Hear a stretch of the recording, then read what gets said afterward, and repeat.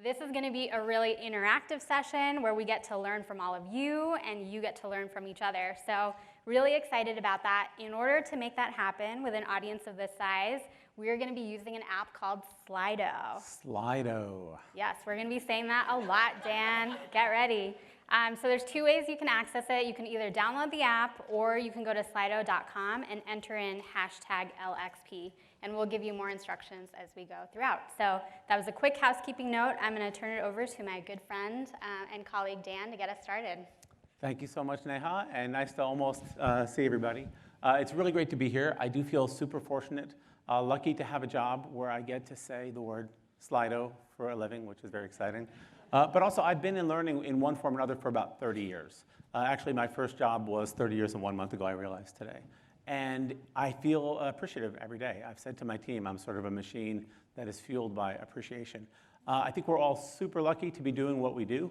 And at the risk of asking for applause, I'm just going to say a big round of applause for all of our good fortune for being in this business. Yeah, I hope you feel lucky too, and I hope many of you got to see our friend Emily Pogue's keynote this morning, where she shared the news that we are committed to building a best-in-class LXP, which is very exciting, right?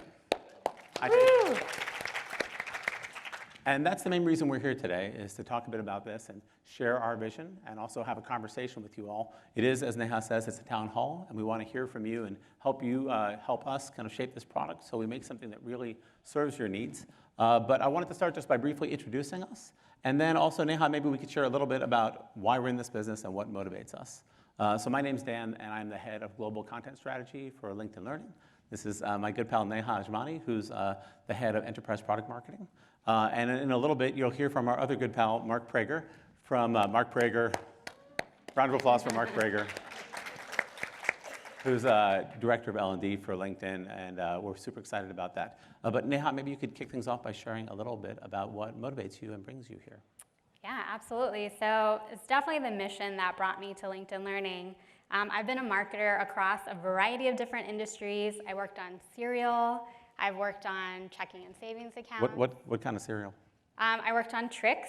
Trix are for kids, as well as Golden Grams. They're both equally delicious. So. Nice way to sort of like keep things balanced there. Yeah, exactly. Yeah. Yep, love them both. But what I learned throughout my career as a marketer is how important it is for me to be working on products that I feel a personal passion to and that are connected to a mission. And LinkedIn Learning is very much that for me. My parents are immigrants from India, and they came to this country primarily for the education. They both independently ended up at University of Hawaii. Any Rainbow Warriors fans out here? Just Dan? Okay, thanks Dan. Thanks Dan, I'll tell my parents Mike Derrison, big Rainbow Warriors fan. Yes, Rainbow Warriors, all the way. So they got advanced degrees there and then went on to have really successful careers. So what that cemented for me was just the power of lifelong education as it unlocks opportunity. So excited to be working on a product today that's all about developing skills to help people be successful in their careers. And thank you, Neha. Thanks for sharing that story. And it happens that my dad was also an immigrant whose life was profoundly transformed by coming to the States and education and what that did for us and our family. And I think like probably everybody here, for me, my story began with me wanting to be a comic book editor. Is that everyone's story, right? And you know the old song, it's like you want to be a comic book editor, you end up with a career in computer book publishing. They're basically the same. They're basically the same thing. That's what I've been telling my kids, basically the same thing. So I did that for a while, and then about 10 years ago, I made what I thought was a medium-sized leap that turned out to be a gigantic leap. I joined a company that was then called lynda.com, that some of you may know, that is today happily LinkedIn Learning. And what I realized after the first few months is that there was something profoundly different about making and selling beautiful individual titles versus getting a chance to create and curate and share this larger library of learning that people could use to advance their careers, contribute to their companies, help their colleagues. It was really powerful. And since that day, I've really lived a very mission-driven life. It's transformed things for me. And I think that what I discovered was what likely all of you already know, that there's something powerful about bringing this to folks. And this week, as Neha knows, I'm especially excited. We have a new series that came out this week called Women Transforming Tech. And it's 6 titles that are unlocked for everyone, featuring experts in the field, senior folks who are sharing what they've learned, career advice for younger women learning to navigate the tech field. And when moments like that happen, And when I get to be just a teeny tiny part of that, it's really magical and powerful. And that's why I feel so lucky to be part of this community and lucky to be here with all of you. And with that, Neha, perhaps you could share with us what the agenda looks like. Absolutely. So as Dan mentioned, today is very much about getting feedback from all of you to inform our roadmap. And to date, we've been on a journey with a group of customers, our LXP charter customers. I think some of you may be in the room, as well as our customer advisory board. So shout out to all of you for really helping inform our thinking to date. Today, for the first time, we're going to be sharing our LXP vision with a broader audience, all of you, to get your feedback. So really looking forward to it. We've got our product team in the audience, so don't hold back. Where's our product team? Raise your hands. Okay, there they are. So don't hold back. Look forward to getting your feedback. So the way that we're going to progress through the agenda is we are going to talk about the engagement challenges that you face. Then we're going to talk about an LXP. You heard about an LXP today earlier from Emily's keynote, but it's still a relatively new term, so we thought we'd define it to make sure we're all on the same page. Then we'll share our vision for LXP and spend the majority of the time getting your feedback. And then finally, given that it's going to be a bit of a journey to develop our LXP, we wanted to leave you with some actionable tips today in terms of what you could do to drive engagement, and we'll bring Mark up for that. I'm very excited about that last piece, as Neha knows, and as Mark dreads. So Mark's name is Mark Prager, and I've been trying to get, sorry Mark, hashtag unleash the Prager, the trend. So we mostly want you to focus on Slido, but if everybody could just go and do hashtag unleash the Prager on Twitter, you'd be doing me a solid. So thanks. And we promise we will, in fact, unleash the Prager. So one more show of hands, this one for real. How many folks find that engagement is a challenge in their jobs? Getting folks to engage, talking about this. Is this an issue for you in your companies? And when you talk to the C-suite, people want to know, are they using the content that you are arguing they should purchase, right? It's sort of a universal challenge. I think it's as old as learning in some ways and as old as humanity, right? In the content team, we talk about engagement being more than just a metric, right? Because engagement is a word, and it's a human interaction. It's getting people to lean forward, to care about what they're doing, to invest in themselves, to succeed, right? To bring more to their lives. And so we on the content side can do a lot of things to help with that problem and to get people to be motivated to lean forward. Linda and now LinkedIn Learning has spent a lot of time thinking about how you work with instructors. I'm sure everybody in this room has spent a lot of time working on instructional design and how you organize things, what the pace and tone should be. We can do a lot on the production side too. But at the end, we know that content only gets us part of the way. And that's why we're here today, right? Is to talk about this other piece of the puzzle, which is the platform that's going to motivate people to invest in themselves and succeed not just in their companies, but really in their lives. And with that, we hope you've actually been getting ready for Slido-fun, because we figured this one is actually a practice run. Neha will be doing the main event in a little bit. But as a practice run for Slido, just to get folks ready, if you could, on your app or laptop, please go to slido.com or use the Slido app, right? And the question is, wow, that was one first answer. That was good, 100%. Oh, wow. So the question is, what's your organization's top engagement challenge? And the reason we wanted to ask this was just to sort of level set. This is what we've been hearing in the field, but of course it could be very different than what you and your organization are encountering. So other is certainly a very fair response. Some of what we hear is that employees don't have the time. Employees don't know what to learn. The one that really pains me the most is we don't have the right content for a learner. That personally, that wounds me. Or people don't know where to go. So yeah, if we could just give folks another moment or two. We already have 43 answers, which is great. And just give you a sec to chime in and join the fun. And if you haven't already downloaded the app, now is a good time. Any other advice, Neha, on how to use the magic of Slido to move your life forward? You guys are doing amazingly well. I'm impressed. All right, we're up to 51. Great, 51. So the number one answer by a long shot appears to be employees don't have the time. And maybe we'll just take 1 second, kind of dig into that. Would somebody who's in the L&D space, if you don't mind, just like raising your hand, anybody who's willing to share with us what this means for them in their organization, employees not having the time? One person. Oh, there we go. Yes, please. If you could maybe say your name also and share what that means. Thanks. Thank you so much. And we always get this in our engagement surveys that you don't have the time to do it. And thanks. Thanks so much. I think that it's probably a very real problem if you're in a call center and you're metric driven and you actually don't have the time to step away, except for you have to schedule your breaks. I think too, just the day-to-day, right, the whirlwind gets in people's way. So we're trying to kind of have messaging around life learning integration and ways that you can succeed with learning that aren't necessarily when you're at your desk. And is that working for you? Like, what sort of results are you It's seeing? kind of just started, so I'll let you know. And one last question while you have the mic. Yeah. Is there anything that we missed? Anything that is a huge challenge for you all on the engagement side that you want us to be aware of? I think for us, I think that what the biggest challenge that we're facing right now is that we don't want to call it reskilling. Like, I think that's a very scary term. And so I think people are interested in employability, and they're interested in doing things that better them, and they're not interested in messages about what's good for the company. So we're trying to find ways to get over that obstacle and give people learning opportunities that will help them in their lives. So it's showing the return on investment, sort of showing. Yeah, not for the company, like for Got it. them, like Yeah, altruistically. Like, we want this because we really care about you. So learning that's beyond the day-to-day work, but that's a true like investment in themselves. Yeah. That's really great. Thank you so much. And maybe if we have one more person who'd be willing to chat with us, the number 2, and now it's increasing, the number 2 answer is employees don't know what to learn. Would anybody be willing to share what that means for them in their organization? All right, I'm going to ask Neha then to share, just to be bold. Have you studied that or run into that? What's your impression about like how people are dealing with that challenge? Yeah, absolutely. I think it's just sort of overwhelming sometimes, the amount of content that learners are exposed to, and so they just don't know where to start. So I think that's where some of that comes from, is just what should I learn? Where should I go? Where should I get started? So it's kind of a combination of employees don't know where to go, what to learn, and they don't know exactly what to learn because there's just a lot coming at them. I'll say for myself, so we're very proud that we have 15,000 courses at LinkedIn Learning.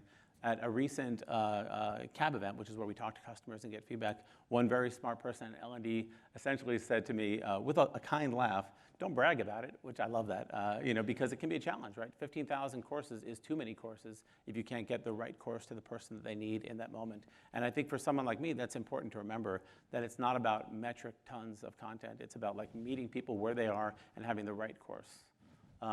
Anything else anybody else would like to share on the topic of engagement? Oh, I'm sorry, we have some folks in the back. That'd be great, please. Thank you.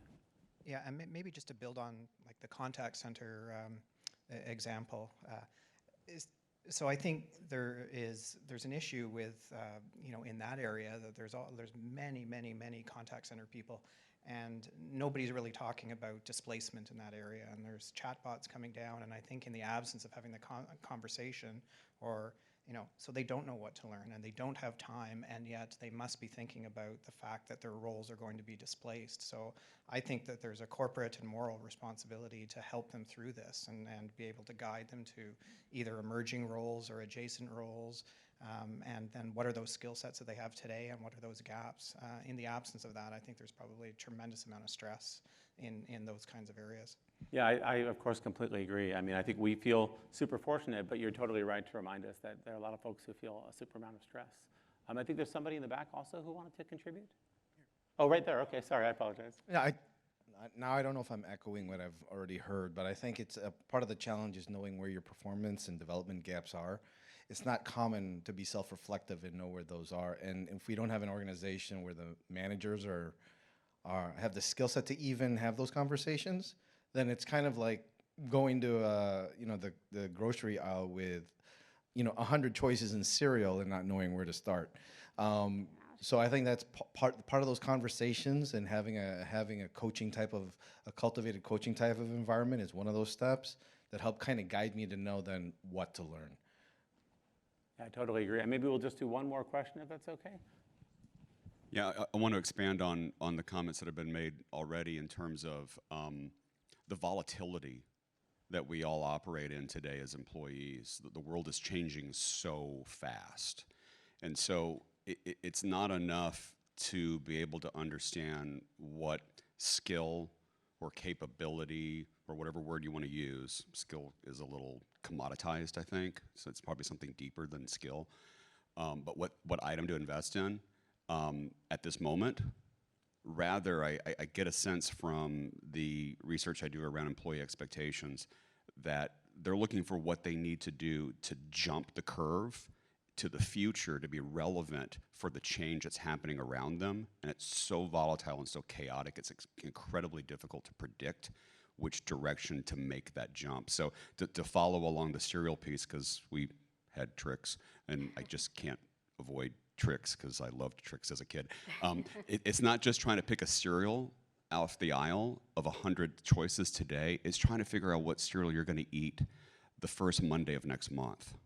And you don't even know what you're doing tomorrow, right? So how do you solve to that?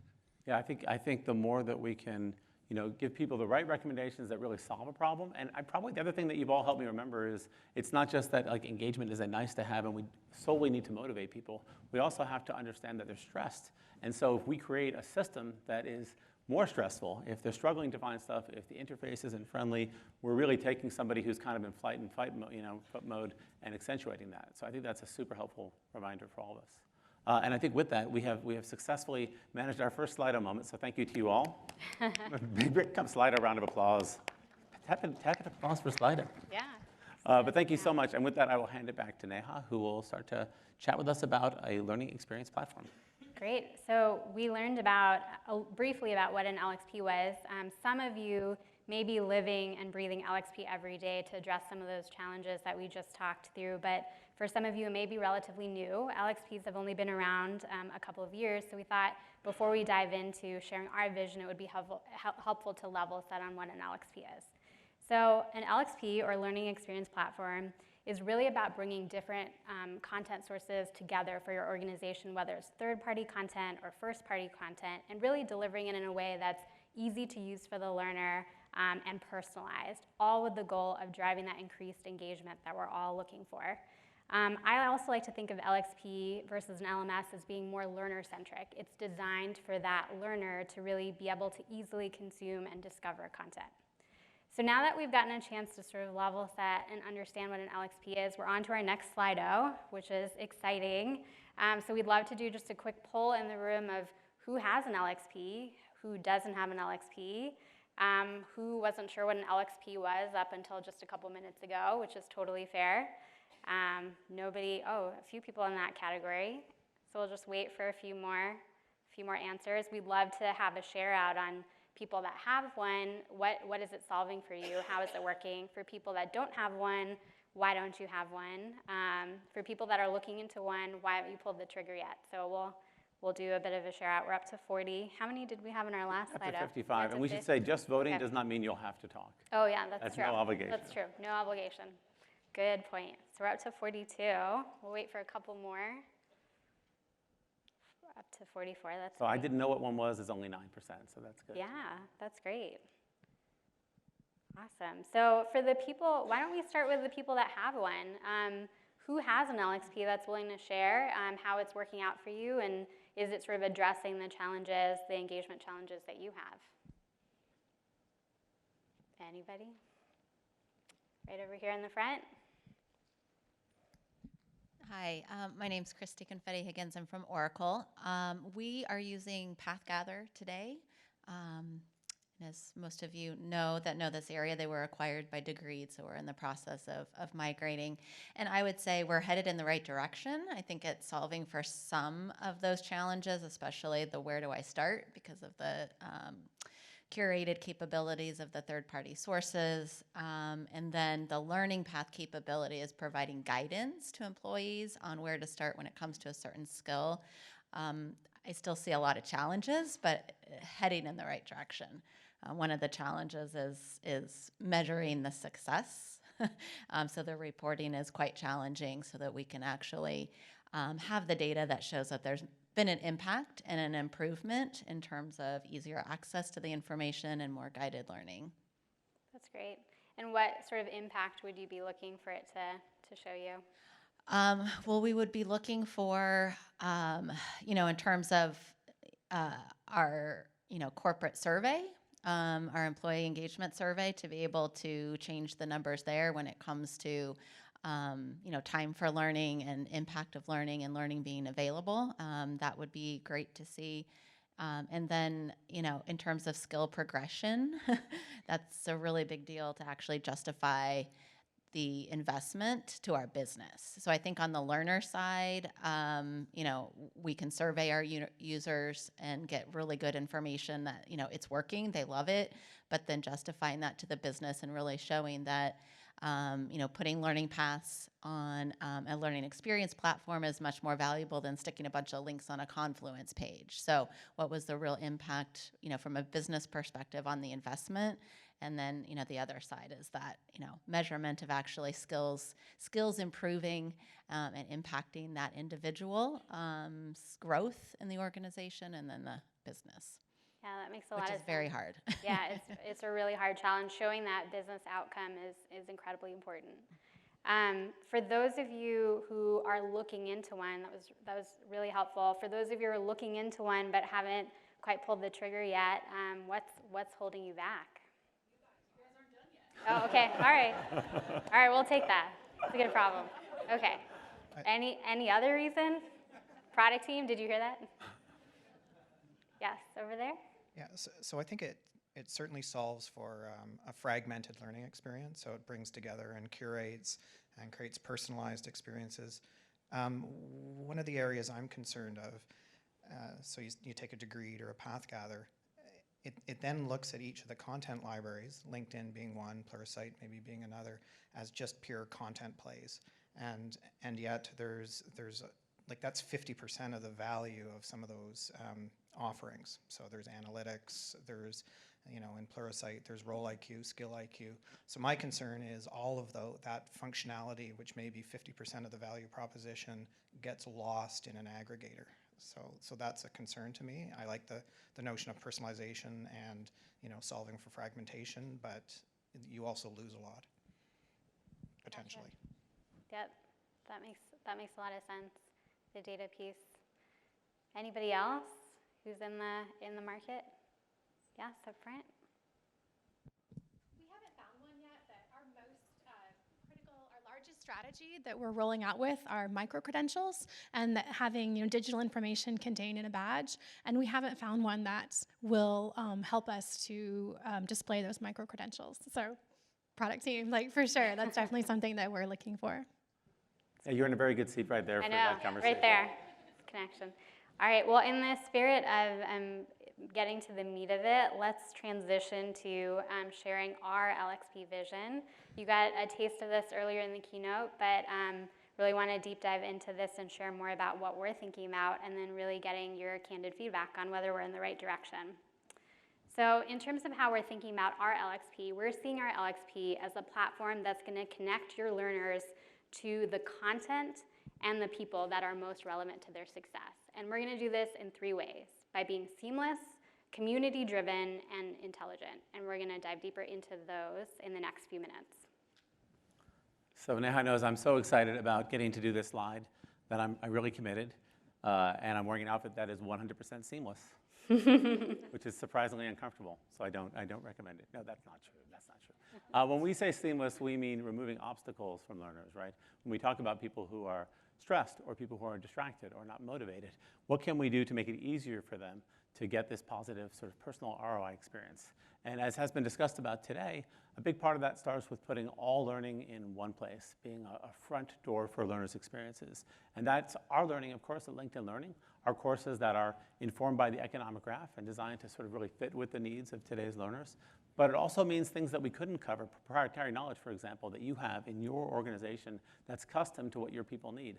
And it does mean our partners as well. It means bringing in other vendors from the space, our friends in the business, to sort of round out the offering. So I think we view that as sort of table stakes for what an LXP would do.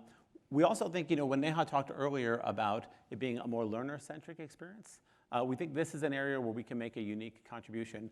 I think everyone who's here at Talent Connect is super familiar with LinkedIn and what we do and what we hopefully do well. And one of the things we really pride ourselves on is being members first and having a members first experience. And so all of that knowledge and experience can be brought to bear on our platform to hopefully create an experience that's truly delightful for folks and takes away sort of the pain points that would keep them from putting that time in. And then lastly, were people fortunate to see Josh's presentation yesterday, Josh Burson's presentation? I really enjoyed that. I hope folks enjoyed that as well. He talked about learning in the flow of work that came up in the keynote too. And of course, that really does apply to what we're doing. When we think about, we're always thinking, what unique strengths do we have that we could bring to bear or share or contribute? And when we think about integrating with LinkedIn and with the feed and really finding people where they are. so that in their busy lives, they don't have to kind of stop and go somewhere else, but they're checking up on news in the industry or following their colleagues. And then they find learning there today, as Emily showed in the keynote. And we can all imagine where that goes when we get to integrate with Microsoft as well. So this is kind of fundamental to what we're doing, a seamless experience that reduces these friction points. And then social is obviously part of the kind of fundamental DNA of what we do at LinkedIn. And so there's a lot of areas here that we think we can uniquely contribute. Some of this does start with what we consider table stakes, right? Learner-curated content, I think, is table stakes for an LXP. And that could be collections or learning paths that your learners create and then share. But there's a lot of stuff that we think we can do hopefully uniquely well in terms of letting people follow peers or see recommendations from other folks in the industry that they respect, subject matter experts in their organization or outside of their organization. And Albert in particular, in the front row here, has, I think, had a lot of fun and a lot of success recently diving into this world of interactive learning. A lot of the team is working on this. And so, as Emily mentioned earlier today, we've launched Q&A, questions and answers, for all 15,000 courses. And that lets people ask each other questions and also lets them interact with instructors. And we are launching study groups for, I believe, 2,000 courses. And all of this is in our system, and that's great. But I think the real power of this, and this sort of goes to your point about features from different platforms, I think what we'd like to see is the unique features that we can build and invest in at LinkedIn get shared with this large community of content. So instead of sort of feeling like you're taking away, you feel like this is great. I really love Q&A, and now I have Q&A for the entire suite of learning that I'm serving my folks. So those are the first two pillars, and here's Neha with the third. And the third pillar is around intelligent insights. So really providing you rich insights so you can deeply understand your learners and really inform your L&D strategy. So we feel like we're uniquely positioned in this area because of the economic graph that Dan mentioned. We have that unique access to that data to help build those dashboards so you can understand what skills are trending in your organization across different sources of content, as well as what are the top learning influencers or champions in your organization doing, who are they recommending content to, what are they curating, as well as metrics on what are the top content sources that can help directly inform your strategy from an L&D standpoint. So at this point, we'd love to take a pause and just get reactions. We were going to do this in terms of talking to your neighbors, but I think it might just be more fun to share out. So we'd love to hear from you in terms of what resonates and what doesn't, and what's missing too. Does that mean we can use Slido? We could use Slido. It's more fun to say it loud. Yeah, Slido. we could use Slido. Let's go to Slido. Let's do Slido. Okay, we'll do Slido. So this is actually directly going to inform our roadmap. So it's very exciting. We want to hear what is your number one must-have feature in your LXP. It's a lot to read. Hopefully you get through all of it, so we'll give you a minute. If something's missing, we want to know what's missing as well. So feel free to check other, and we want to talk about that shortly. So. And I think since there'll be a chance for conversation, you may really prioritize more than one. Pick the one that's your top, and then if you want to talk about that and something else, we'd love to hear from you. Absolutely. While people are taking that, on the last one you mentioned skills. Are you envisioning that a course would be tagged as Python, C++, and that's how you would tell, like, where are you getting those skills metrics? Yeah, that's a good question. Our vision is that, yes, we would be able to tag skills from other content sources, but I don't know if anyone from our product team wants to contribute a bit more to that. I'm happy to speak up. Yeah, we're thinking about this strategy a lot, and we're definitely not done when we think about our skill strategy. So exactly, the idea is to basically match skills to content, and then basically be able to show you what your learners are investing in, how is that changing over time, and to the point earlier made about ROI and skill development, kind of answering some of those questions. And I can say today all of our courses are tagged. There's a team of folks who work on that, and that same team is collaborating with the folks on the algorithm side and testing so that we can do it at scale for large amounts of content. So it starts with a really well-informed human component, and we've already kind of worked that out for our 15,000 courses, and that turns into a super informed machine-based system for larger batches of content. It's a great question.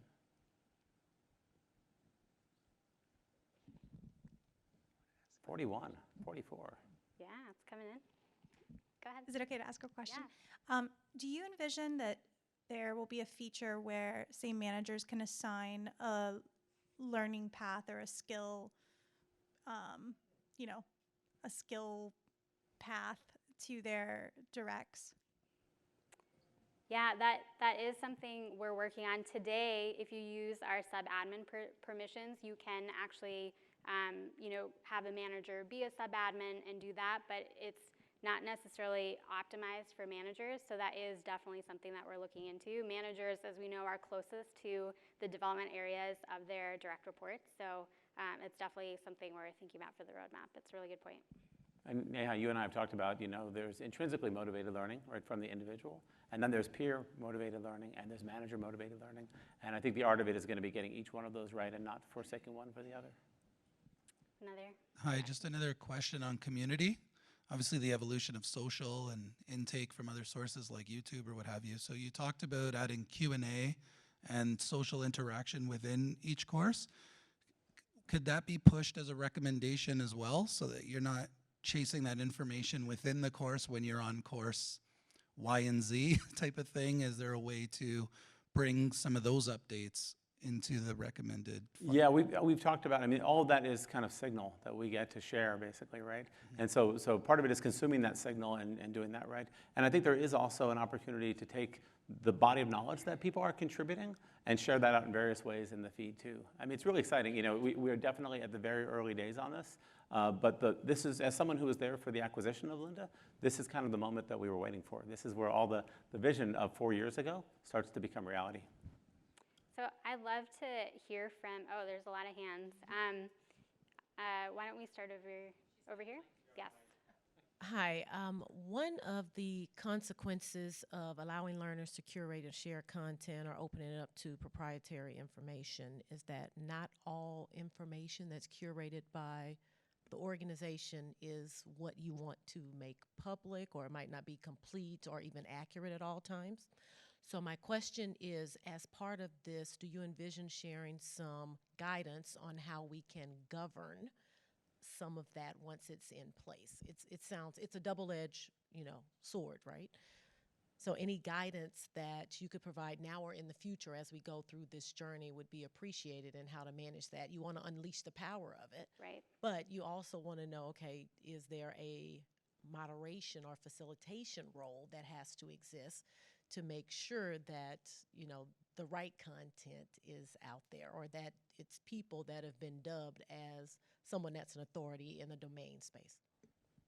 Absolutely, yeah, those are all really great points and things that we're thinking through. The key is making absolutely proprietary content should only remain within your organization, but to your point, what's that guidance that we give to those learning champions in the organization? So it's a great point and something that we're thinking through on how do you identify, who are those people and how do you put those guardrails in place? And I think those kinds of guardrails are central to everything LinkedIn does, right? So this idea of giving you the control is kind of at the core of a lot of our business. I do want to just quickly address the results that we got. So the number one feature is integrating with your LMS. I'd love to hear from someone in the audience of why that's important to you.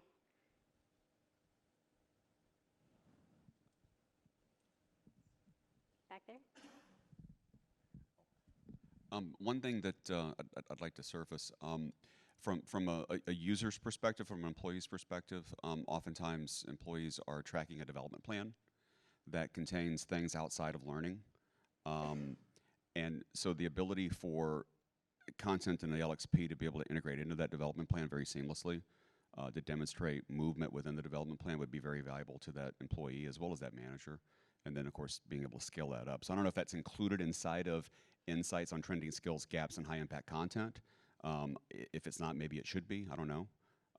So just a thought. Gotcha. I want to make sure I understand. So basically information on the development plan and how that sort of feeds into the LXP, the development plan conversations? I'm seeing the development plan as being kind of like a summary of many things that are done under the space of personal development or growth. Learning is one huge piece of it, but it's not everything, of course, right? Right. And so the ability for the LXP activity to inform very seamlessly the content within the development plan would, I think, be very valuable to that employee and to the organization. That's great. Yeah, that's a great idea.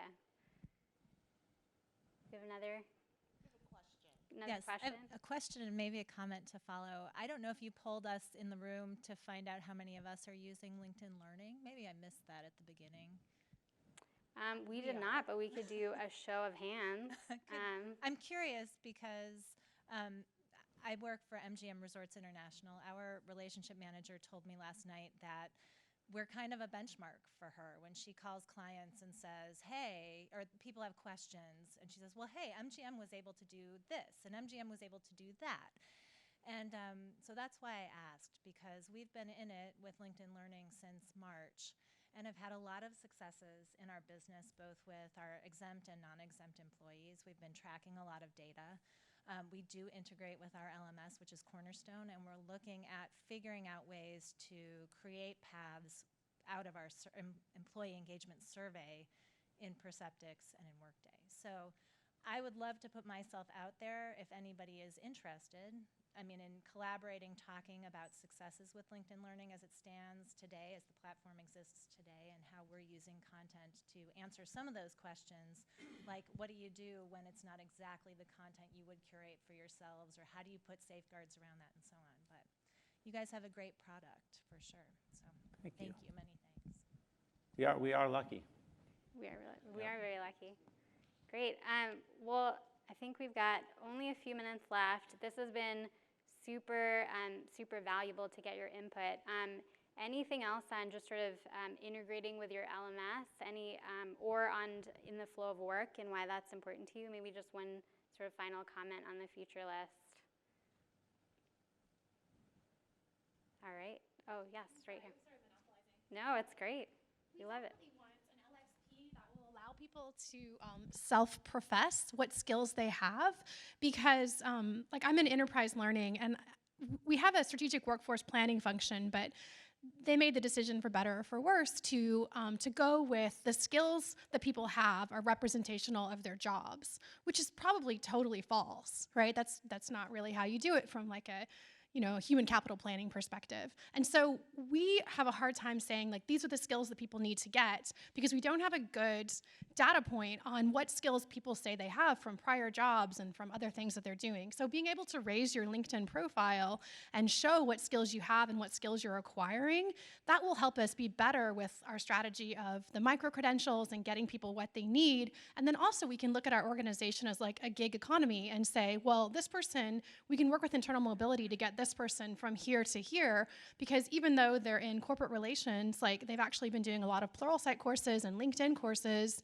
to get them ready to be like a cloud engineer. So we're gonna be able to move them over really well. But right now, like the skills are so buried within our internal resumes and then your external resumes. And there's just like, we just need to surface everything. So being able to like see at a glance, like what skills people have will help us be better at being very mindful and judicious about how we like start to move people through the organization. That's great.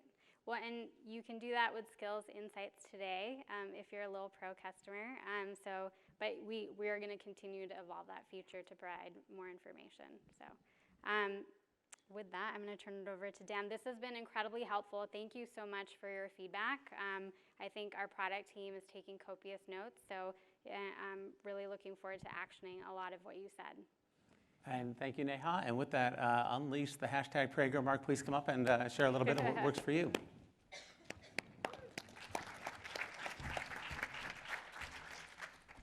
Hey, everybody. I know we only have a few minutes left. We talked a lot about the future, our future vision for the LXP, which is going to come out next year. I want to bring it back to today in the few minutes we have left and look at some ways that you can boost engagement today on LinkedIn Learning. First, we have one more quick Slido. And it's about the #1 tactic that you use today to drive learner engagement. I'm really curious about this.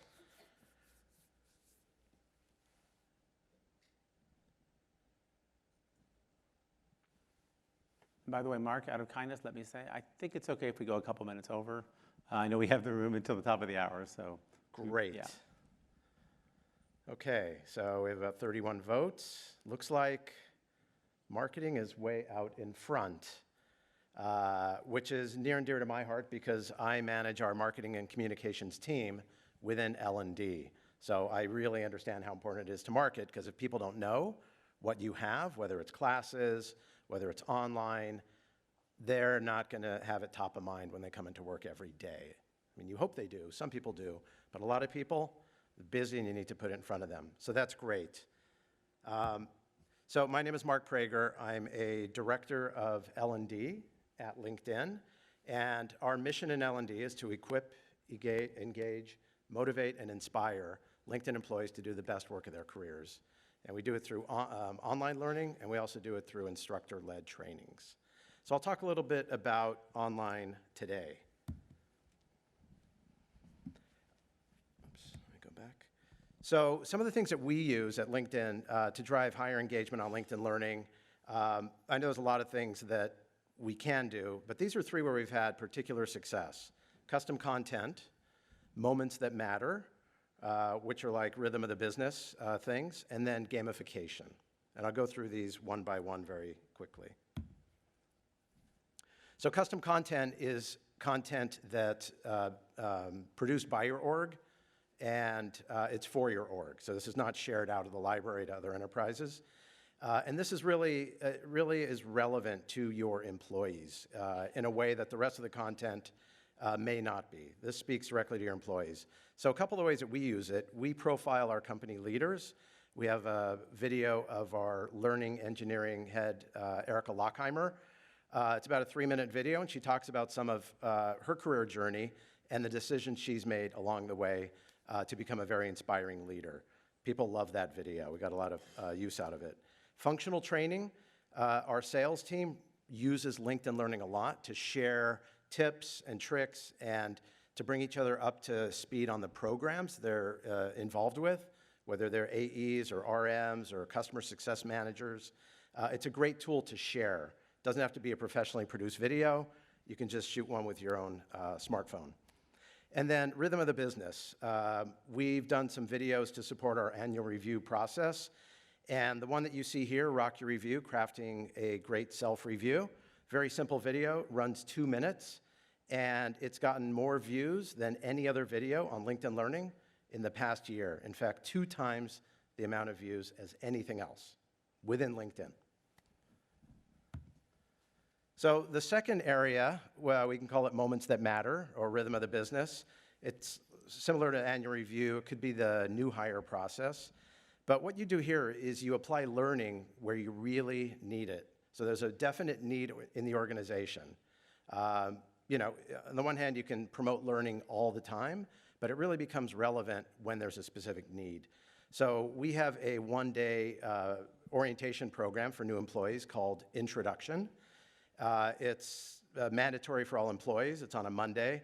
But we have so much information, it just doesn't all fit into that day. So what we've done is created a learning path with all the other information that's important, but not as important as having, 40 people in a room live. And here's an example of it right here. It gives you information about compliance training, about perks, about culture, about inclusion and diversity, privacy, all these things. And our new hires do this learning path within the first 30 days of their job. And what I really love about it, it gets new employees on our learning product from day one. So to me, that's really, really great. And then the other way that we've tried to boost engagement, which was really successful last year at this time in October, during our Learning Week, we ran a LinkedIn Learning Challenge. We'd never done anything like this before. And we had each of our 7 orgs, sales, engineering, product, et cetera, compete against each other to find out which org had the highest percentage of engaged learners during that week. And all the executives got into it, and they were cheering on their orgs, trying to get them to learn more and more. It was really fun. We did a lot of marketing during the week to keep it top of mind. There's an example there of the top 3. We kept promoting the top 3 execs and their orgs to try to personalize it. And we even went out and bought this cheesy silver trophy cup. And people really loved that as well, just symbolizing what it meant to win. The results were incredible. That week, we had 3 times the number of learners versus our best week, 5 times the number of courses viewed, and 8 times the number of course completions. So the results were off the charts. And the winning org was our legal team. Go figure. But anyway, we're going to try again this year, and hopefully somebody besides legal will win. They're very compliance-oriented. They are. They do what they're told. Who knew? So that's the end of my presentation. Great. Well, thank you all so much for all the feedback that you gave us throughout this presentation. As you know, the theme of Talent Connect is better together, and we truly believe that by partnering with all of you, our customers, that's where we really develop best-in-class products. So in the spirit of that, if any of you are interested in building and testing our LXP with us, if you're a LinkedIn Learning customer, please feel free to email me. And one last opportunity for Slido, which is super exciting. If you have any additional feedback on our product, LXP or otherwise, feel free to go into Slido now and share any thoughts that you have as you leave.